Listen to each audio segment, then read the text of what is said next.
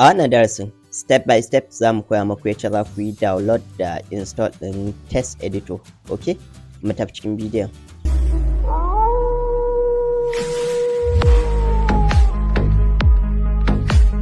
Alright, so mecece text editor? Text editor wata software ce wadda za ta ba mu damar rubuta kowane irin code.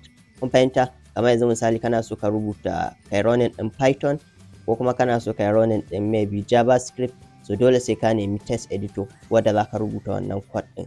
Okay, so akwai text editors daban-daban, muna kiransu da IDE wato Integrated Development Environment.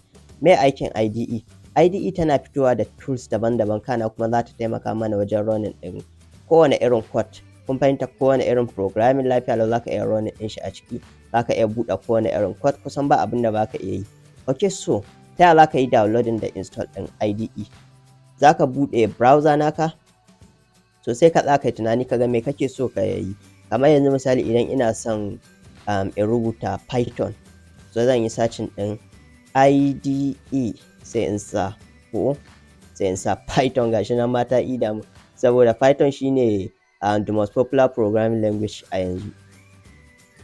Okay, so za ka ga gashi nan za ta gwada maka akwai Visual Studio Code, akwai suna da yawa, za ka ga PyCharm. To in dai Python ne PyCharm tafi, kun fahimta? But for general purpose ka zo kai aiki da Visual Studio Code. So Visual Studio Code free ne, PyCharm ma akwai ta free akwai kuma ta kuɗi. Kun fahimta? Akwai da sai ka biya. Za ka ga sauran nan, so duka za ka iya zuwa nan ka yi aiki da su.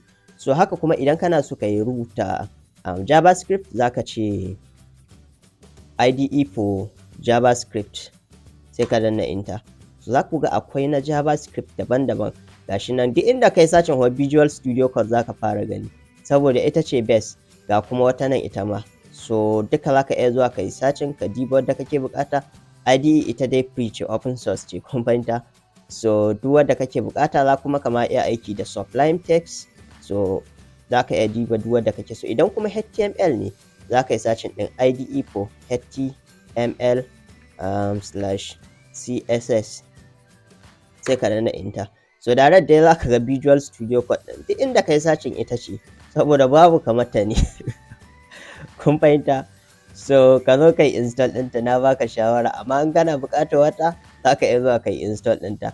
Akwai Sublime Text ta biyu, zan iya ce ma gashi nan ma sun aje ta biyu. In dai HTML ne, Sublime Text duniya ce. Ga kuma Notepad++ za ka iya aiki da ita. So amma dai na fi son Visual Studio Code saboda tana fitowa da extension kamar wasu tools ne. Za mu bayani extension a bidiyo na gaba da kuma yacce ake install ɗinsu da komai, su kada ku damu.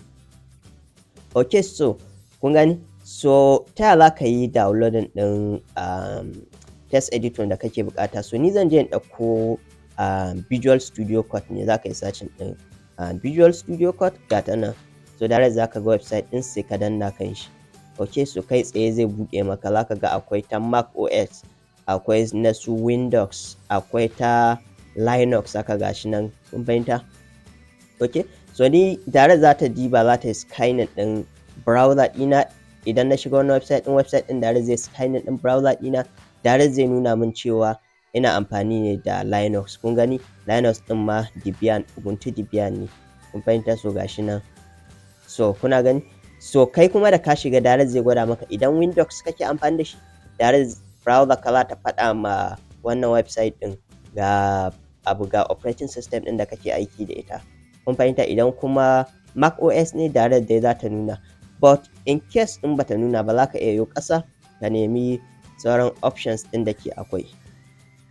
Okay, wanda na san dai direct ne za ta yi detect, amma dai in case in bata nuna ba, ga alamar download nan na icon, za ka taɓa setting shi nan, ko kuma ka taɓa setting other platforms, gashi nan. Amma bari in taɓa setting download. So za ku ga options nan ta bamu. So za ka iya zuwa ka ɗauko na Windows, za ka iya ɗauko na Linux, za ka iya ɗauko na Mac. Idan kwamfuta ka ƙarama ce, kun fahimta, so za ka diba 32-bit ne a nan in kana aiki da Windows.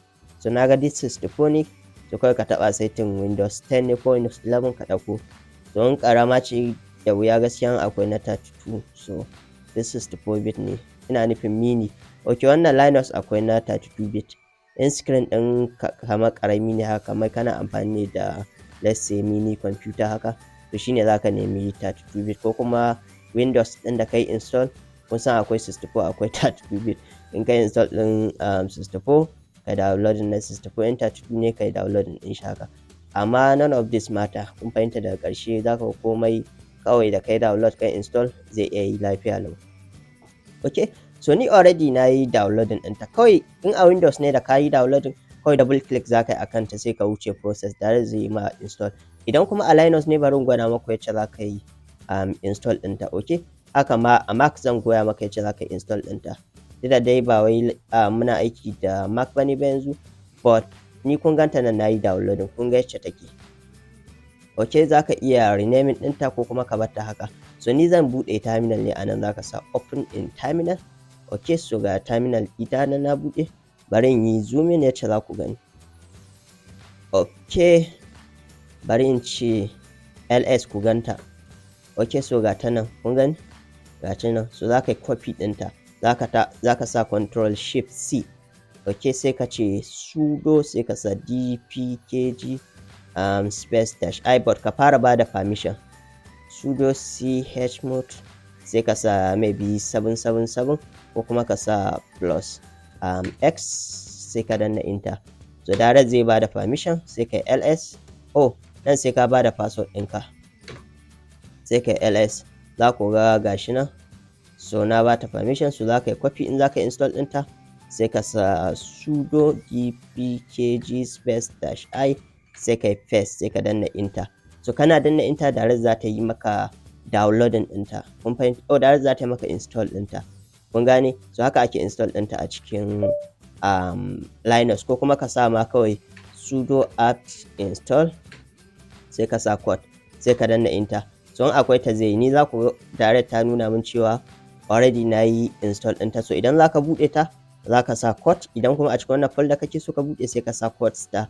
But kawai za ka danna code direct za ta buɗe maka, ko kuma ka taho nan wajen searching, sai ka yi searching ɗin code. Za ka ga ni ga na take ma. So in baka ganta a nan ba, kawai za ka rubuta code ne a jikin terminal. So ni already na yi install ɗinta, za ku ga mata nan. Okay, kawai da ka danna code direct za ta buɗe maka. Kun fahimta? Already ni na buɗe ta haka da sauransu. Okay, so bari in gwada muku interface ɗinta. So kun ga yacce take nan, da kai install kun ga yacce za ta nuna maka nan. So a darasi na gaba zan koya muku yacce za ku yi, let's say install ɗin extension haka da sauransu. Ba ta da wahalar koyo, karka wanda mu duka zan gwagwada maka nan. Karma in ɗan maku bayani. So za ku ga nan wajen files ne, a nan za ka buɗe folder. A nan kuma wajen searching ne, in kana buƙatar ka maka searching ɗin wani abu a jikin code naka haka, kun fahimta, ko cikin wata folder ko wani file kana neman shi, duka anan za ka neme shi. Wannan source code control, ka ku damu da wannan da background, ka ku damu da wannan sai in kana aiki da maybe let's say C++ ko kuma Python. Okay, to duk za mu bayani game da wannan. So ga yankin kuma extension. So anan za ka zo ka yi install ɗin wani extension naka haka. So zan gwada muku extensions ɗin da za ku yi install da dai sauransu haka a bidiyo na gaba. Okay, so bari mu fito. Alright, so wannan shine bidiyon mu na yacce ake install ɗin wato text editor. Okay, so Allah ya taimaka.